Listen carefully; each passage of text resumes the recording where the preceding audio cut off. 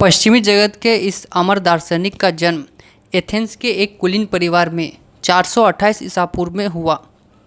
पिता अरिस्तोन, जो कि एथेंस के अंतिम सम्राट कार्डरस का वंशज था, और माता पेरिक्टोन, जो कि एथेंस के प्रसिद्ध स्मृतिकार सोलन के घराने की थी। प्लेटो का वास्तविक नाम अरिस्तोक्लिस था, किंतु उसके खूब भरे हुए चौड़े कंधों के कारण उसके व्यायाम शिक्षक ने उसे प्लेटो नाम दिया और कालांतर में यही नाम प्रसिद्ध हो गया। प्लेटो को प्रारंभिक शिक्षा के बाद 20 वर्ष की अवस्था में सुकरात के विद्यालय में भेज दिया गया, जहां 8 वर्ष तक सुकरात के चरणों में बैठकर उसने ज्ञानार्जन किया। पहले प्लेटो की इच्छा थी कि वह एथेंस में राजनीतिक जीवन जिए, किंतु उसके प्रिय गुरु यानी सुकरात, जिसे वह विश्व का श्रेष्ठतम मानव मानता था, उसे जब 399 ईसा पूर्व में मृत्यु दंड मिला तो उसे इतना गहरा आघात लगा कि उसने अपनी सारी योजना त्याग कर एक दार्शनिक जीवन अपना लिया।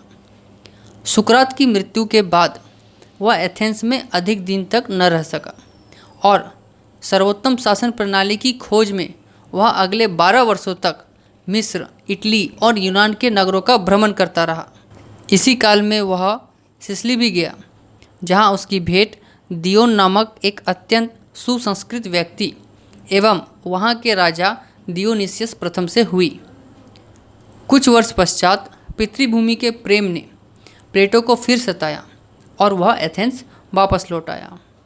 सुकरात की मृत्यु के ठीक 11 वर्ष बाद विदेश यात्रा से लौटकर प्लेटो ने 388 ईसा पूर्व में एक शिक्षणालय खोला। यही प्लेटो की वह प्रसिद्ध अकादमी या शिक्षण संस्थान थी जिसे यूरोप का प्रथम विश्वविद्यालय भी कहा जा सकता है। प्लेटो ने अपने जीवन के शेष 49 वर्ष एक दार्शनिक और अध्यापक के रूप में बिताए।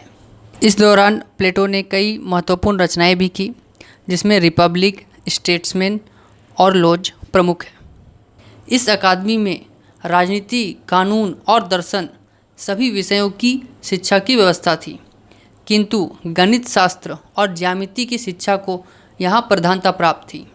ऐसे तो हम सभी जानते हैं कि प्लेटो जो है एक महान राजनीतिक विचारक था, किंतु प्लेटो को गणित विषय से इतना अधिक लगाव था, आप उसे इस तरह समझ सकते हैं कि प्लेटो के शिक्षणालय के प्रवेश द्वार पर ये शब्द अंकित करके रखे गए थे कि let no man ignorant of geometry enter here, means ज्यामिति से अनभिज्ञ कोई व्यक्ति यहाँ प्रवेश ना करे।